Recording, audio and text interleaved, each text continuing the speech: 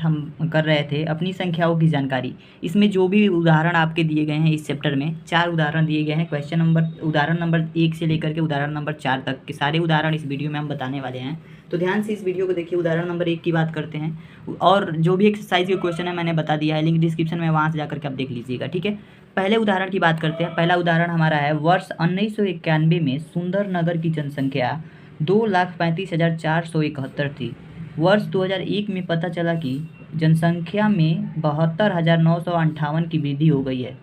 वर्ष 2001 में इस शहर की जनसंख्या क्या थी? देखिए, सबसे पहले 1991 में बात किया जाए तो एक सुंदरनगर गांव है। इस गांव की जनसंख्या 2,35,471 थी। 2001 में जब बात किया जाए तो 2001 में 1991 से 2001 जब आया तब ये जनसंख्या थोड़ी सी बढ़ गई। बढ़ने की जो संख्या है वो 72,958 है। अब कह रहा है क्वेश्चन में कि 2001 में इस शहर की कुल जनसंख्या है कितनी। तो इस प्रश्न में हम क्या करेंगे, इसमें इस संख्या को जोड़ देंगे, हमारा पता चल जाएगा कि 2001 में जो पूरी संख्या है, जनसंख्या है शहर की, वो कितनी है। चलिए इसको हम हल करके देखते हैं। हल में कैसे आपको लिखना है, सबसे पहले तो इसमें जो दिया है वही लिखते हैं हम, आपको पता होगा। तो सुंदरनगर में जो जनसंख्या है सुंदरनगर की वो लिखेंगे 1991 में, ठीक है। 1991 में, वर्ष 1991 में सुंदरनगर की जनसंख्या, सुंदरनगर की जनसंख्या कितनी है? सुंदरनगर की जनसंख्या 2,35,471, ठीक है, 2,35,471। 2001 में कितना पता चला? वृद्धि। 2001 में जनसंख्या में वृद्धि,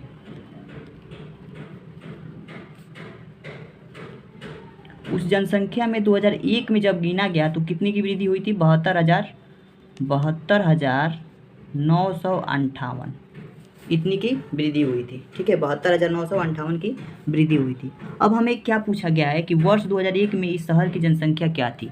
तो लिखेंगे वर्ष 2001 में शहर की जनसंख्या, शहर की जनसंख्या, जब वर्ष 2001 में शहर की जनसंख्या निकालेंगे तो जितना वृद्धि हुआ और जितना 1991 में था उन संख्याओं को हम जोड़ देंगे तो बराबर हो जाएगा 2,35,471 और प्लस में 72,958, ठीक है। इसको हम क्या करेंगे, जोड़ देंगे।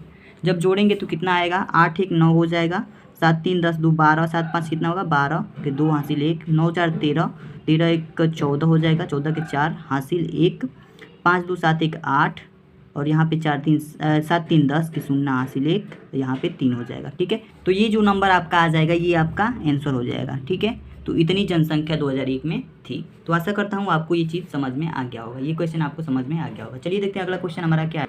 दूसरा हमारा उदाहरण है, दूसरा उदाहरण है, किसी राज्य में वर्ष 2002 से 2003 में 7,43,000 साइकिलें बेची गई। वर्ष 2002-2003 में, ठीक है।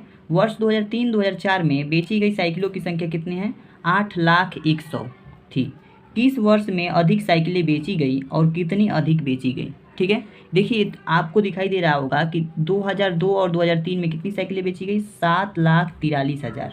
2003 और 2004 में कितनी साइकिलें बेची गई? 8,01,000, ठीक है। तो इसमें 8 लाख साइकिलें बेची गई, प्लस में है 8 लाख, और इसमें 7 लाख साइकिलें किसमें अधिक बेची गई? 2003-2004 में साइकिलें अधिक बेची गई, ठीक है। तो लिखेंगे हम, हल करते समय लिखेंगे दोनों संख्याओं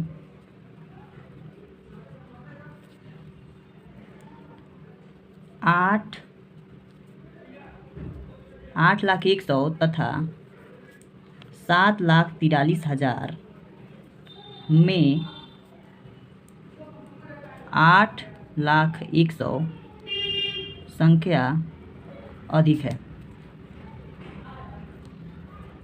इन दोनों में कौन सी संख्या अधिक है? 8 लाख वाली संख्या अधिक है। इसलिए 2003 देख रहे हैं, 2003-2004 में 2003-4 में बेची गई साइकिलों की संख्या अधिक है। साइकिलों की संख्या अधिक है। ये हो गया हमारा पहला जो क्वेश्चन पूछा है कि साइकिलें बेची गई और कितनी अधिक बेची गई। अब कहा है कि कितनी अधिक साइकिलें बेची गई, ये हमें बताना है, ठीक है। तो किस में अधिक बेची गई, इस 2003 और 2004 ईस्वी में जो साइकिलें हैं अधिक बेची गई। अब देखिए कहा है कि कितनी अधिक बेची गई, तो आगे लिखेंगे 2003-2004 में बेची गई साइकिलों की संख्या 2003-4 में अधिक बेची गई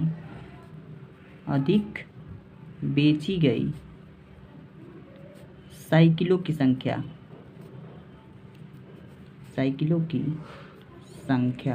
2003-2004 में बेची गई साइकिलों की कुल संख्या हम निकालेंगे। तो ये क्या करेंगे कि जो 2003-2004 में की संख्या है, इसमें से हम 1991 वाली संख्या को घटा देंगे। 1991 में जितनी साइकिलें बेची गई उसको हम घटा देंगे। तो 8,01,100 में से हम क्या करेंगे, इसको हम सब्ट्रैक्ट कर देंगे 7,43,000 को, ठीक है। इसको हम क्या करेंगे, घटा देंगे। घटाएंगे तो हमारा जो आंसर होगा वो मिल जाएगा। 0 में से 0 जाएगा 0, 0 में से 0 जाएगा 1, में से 0 जाएगा तो 1, और यहाँ पे 10 में से 3 जाएगा तो 7 बचेगा, यहाँ पे 9 में से 4 जाएगा तो 5, और यहाँ पे तो ये हमारा 0 हो जाएगा। तो आपका जो आंसर होगा 57,100 आपका आंसर आ जाएगा। और 57,100 अधिक साइकिलें बेची गई किसमें, 2003-2004 में, ठीक है। तो आशा करता हूँ ये भी क्वेश्चन आपको समझ में आ गया होगा। अगला उदाहरण नंबर 3 हमारा है, एक शहर में समाचार पत्र प्रतिदिन छपता है। एक प्रति में 12 पृष्ठ होते हैं। समाचार पत्र छपता है और एक प्रति में 12 पृष्ठ होते हैं। प्रतिदिन इस समाचार पत्र की इतनी प्रतियाँ यानी कि 11,980 प्रतियाँ छपती हैं। प्रतिदिन सभी प्रतियों के लिए कितने पृष्ठ छपते हैं, ठीक है। प्रतियाँ कितनी छपती है, इतनी छपती है। एक प्रति में 12 पृष्ठ होते हैं, तो इतनी प्रतियों में कितने पृष्ठ होंगे ये हमें बताना है, ठीक है। तो सभी प्रतियों के लिए कितने पृष्ठ होंगे, हल कीजिए। इस प्रश्न को हल करेंगे, किस तरीके से करेंगे, देखिए एक शहर में समाचार पत्र मिलता है, एक प्रति में कितने पृष्ठ होते हैं, एक प्रति में दिया है, इस क्वेश्चन में दिया है एक प्रति में 12 पृष्ठ होते हैं। एक प्रति में 12 पृष्ठ होते हैं, इसलिए इस प्रश्न में कहा है कि इतनी प्रतियाँ छपती हैं। समाचार पत्र की 11,980 प्रतियाँ छपती है। प्रतिदिन सभी प्रतियों के लिए कितने पृष्ठ छपते हैं, ये प्रश्न पूछा गया है कि इसमें इतनी प्रतियों में कितने पृष्ठ छपेंगे। तो इसलिए 11,980 प्रतियों में छपने वाले पृष्ठों की संख्या बराबर हो जाएगा हमारा 12 × 11,980, ठीक है। इसमें गुणा करा देंगे, हमारा आंसर निकल के आ जाएगा। तो 11,980 में हम 12 से गुणा कराएंगे, क्या मिलेगा, 2 से 0 में कराएंगे 2 0 0, 2 से 8 में कराएंगे 2 8 16 के 6 हासिल 1, 2 9 18 1 19 के 9 हासिल 1, 2 1 2 1 3 और 2 1 2, ठीक है।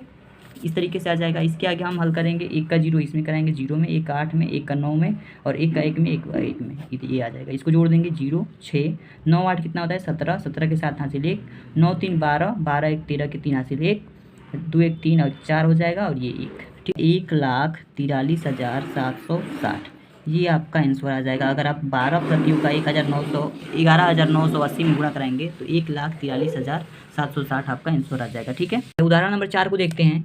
अभ्यास पुस्तिकाएं बनाने के लिए कागज़ की 75,000 सीट उपलब्ध है। प्रत्येक सीट से अभ्यास पुस्तिका के 8 पृष्ठ बनते हैं। एक सीट से कितने पृष्ठ बनते हैं, एक सीट से अभ्यास पुस्तिका के 8 पृष्ठ बनते हैं। प्रत्येक अभ्यास पुस्तिका में 200 पृष्ठ हैं। उपलब्ध कागज़ में कितनी अभ्यास पुस्तिकाएं बनाई जा सकती हैं। तो देखिए इस प्रश्न को हम कैसे हल करेंगे, चलिए देखते हैं। देखिए सबसे पहले हम क्या करेंगे, सबसे पहले हम लिखेंगे कि मतलब जो हमारा है अभ्यास पुस्तिकाएं बनाने के लिए कागज़ की सीट कितनी है 75,000। तो लिखेंगे कागज़ की उपलब्ध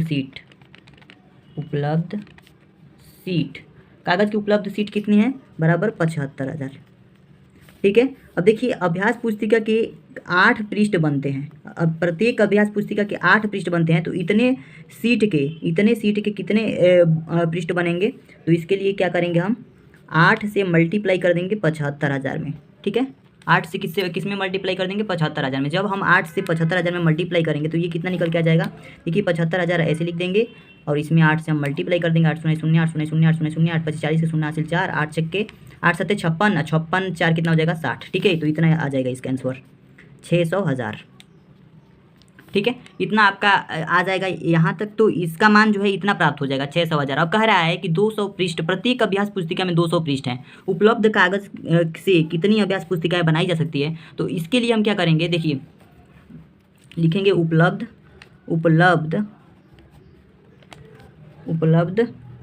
कागज से पुस्तिकाएं बनाई जा सकती है, पुस्तिकाएं बनाई जा सकती हैं। कितनी बनाई जा सकती हैं ये हम निकालेंगे। कैसे निकालेंगे, देखिए सबसे पहले हम क्या करेंगे, 600,000 लिखेंगे, क्योंकि ये इतना हमें सीट उपलब्ध हुआ है, यानी कि एक जो सीट है 75,000 है। एक जो हमारा प्रत्येक सीट है उसमें अभ्यास पुस्तिका के 8 पृष्ठ बन रहे हैं, तो 8 से गुणा हम 75,000 में करा दिए हैं, तो क्या निकल के आया 600,000।